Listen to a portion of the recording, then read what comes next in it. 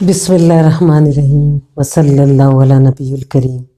Diabetes type 2 के बहुत से मरीज़ हैं जो कि चाहते हैं कि मैं उनको वो नुस्खा दूं जो मैंने बहुत ज़्यादा रिसर्च के बाद डॉक्टर खालिद गज़नवी जो कि किंग एडवर्ड मेडिकल कॉलेज से ग्रेजुएट हुए थे उनकी किताब से लिया और अल्हम्दुलिल्लाह हज़ारों लोगों को उससे फ़ायदा हुआ।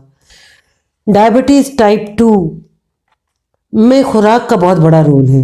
टाइप 1 में तो इंसुलिन ही आप देते हैं। यहाँ मैं एक नुस्खा आपको लिखवा रही हूँ। इसमें 5 बुनियादी चीज़ें हैं। कलौंजी है, हब्बुल-इशाद है और मेथी दाना लिया गया, कुस्तुशीरी है और इस तरीके से कासनी। नंबर 1 कलौंजी अगर आप डबल अमाउंट में लेते हैं मसलन 50 ग्राम में, तो हब्बुल-इशाद, कुस्तुशीरी, कासनी, मेथी, ये कासनी और मेथी के आपने दाने लेने हैं। और ये तुखम का मतलब होता है बीज, और तुखम के नाम से तुखम मेथी हो या तुखम कासनी हो किसी भी दुकान से आपको मिल जाएगा। तो इसको आपने ग्राइंड करना है, अच्छी तरीके से ग्राइंड करना है और इसका सफूफ जैसी चीज़ बन जाएगी, उसको छानना है। ये आपको वही शॉप पे करके दे देते हैं। इनको जब छान लिया जाता है तो क्वार्टर स्पून मॉर्निंग इवनिंग या कोई भी टाइम आप रख लें, असर का वक्त अगर आप रख रहे हैं तो ये फजर का वक्त रख लें, 2 वक्त इसका चाय का क्वार्टर चमचा आप ज़रूर लें।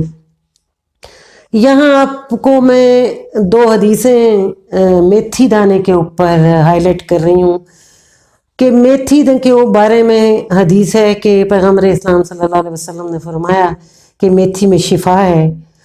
और एक और हदीस है कि मेथी अगर मेरी उम्मत को, ये मैं तर्जुमा बता रही कि अगर मेरी उम्मत को मेथी के बारे में मालूम हो जाए तो वो सोने के बदल ले लें। ये हम मेथी की इम्पोर्टेंस बता रहे हैं।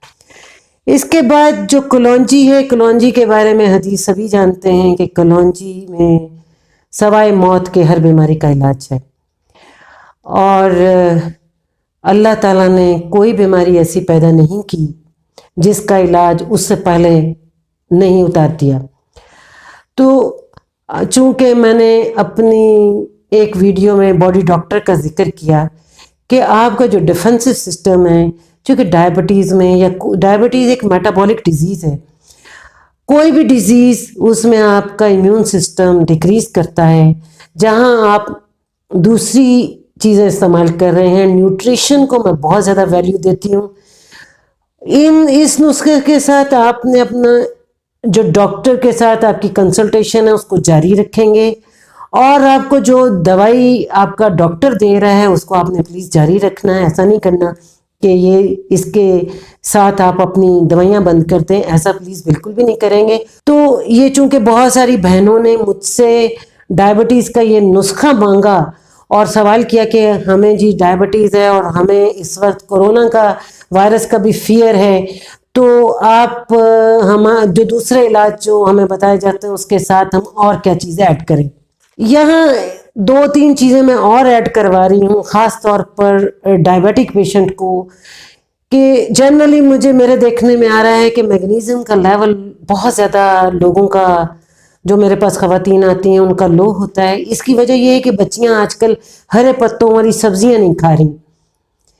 तो जब हम कुरान का मुताला करते हैं, सूरत रहमान में देखते हैं और फिर हदीस देखते हैं, तो हमें एक न्याज़बो जो कि आम ज़ुबान में इस्तेमाल होता है, न्याज़बो पौधा है, अभी आने वाले वक्त में उसके पत्ते होंगे, आप उसको ज़रूर इस्तेमाल करें अपनी डाइट में। कुरान और हदीस में रेहान के नाम से है। पुराने ज़माने में शरबत रेहान इस्तेमाल होता था और रेगुलर बेस पर लोग इसकी चटनी बनाते हैं। अक्सर मैंने देखा कि एक रेसिपी है कि जिसमें न्याज़बो के पत्ते और अखरोट को ग्राइंड करके वो बनाई जाती है। अभी पिछले दिनों मार्केट में मेथी बहुत थी, आप मेथी का इस्तेमाल ज़्यादा से ज़्यादा खाने में कीजिए। इसके अलावा कासनी, एज सच कासनी हरे हरे पत्तों में ग्रो करती है। अभी उसके जब फूल नहीं आए होते उसके फूल भी आप इस्तेमाल कर सकते हैं, मगर हरे पत्तों का आप साग बना के खाइए, इंशाल्लाह लजीज आपको बहुत अफाका होगा। डॉक्टरी में एक चीज़ है कि डायबिटिक पेशेंट को बार बार खाने को देते हैं। मैं इस चीज़ की कायल नहीं, इसलिए कि जो इंसुलिन का लेवल है, एवरी टाइम जब हम खाना खाते हैं तो हमारे बॉडी का इंसुलिन का लेवल हाई होता है, और इंसुलिन का लेवल आमतौर पे मेजर नहीं किया जाता, हम सिर्फ ग्लूकोज का टेस्ट ही करते हैं, या A1C जो है 3 महीने के बाद हीमोग्लोबिन A1C करवाते हैं, वही देखते हैं, उसी से अंदाज़ा लगाते हैं कि पेशेंट की पिछले 3 महीने में शुगर का लेवल क्या था। तो यहाँ मैं ये कहूँगी कि आप ना सिर्फ अपनी डाइट का ध्यान करेंगे इसमें, बल्कि खाना कब खाते हैं, कौन से टाइम पे खाते हैं, खाने के दरमियान इंटरवल आपका कितना है, दिस इज़ हाईली इम्पॉर्टेंट।